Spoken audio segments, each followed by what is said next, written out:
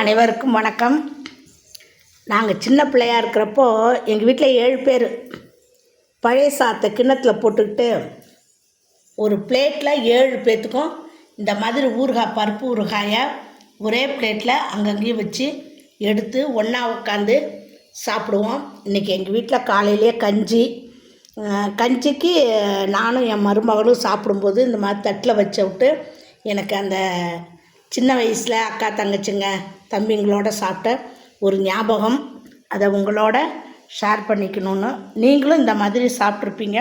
உங்களுக்கும் இப்போ மனசில் மலரும் நினைவுகளாக இது வந்திருக்கும். பெரும்பாலும் வீடுங்களில் கணவன் மனைவியே ஒன்றா உட்காந்து சாப்பிட்ற முடியாத ஒரு காலம் இது.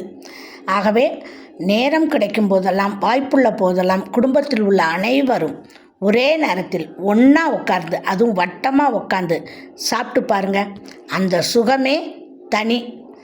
ஆகையால் குடும்பத்தை நேசிப்போம், முடிந்தவரை ஒன்றாக அமர்ந்து உண்போம்.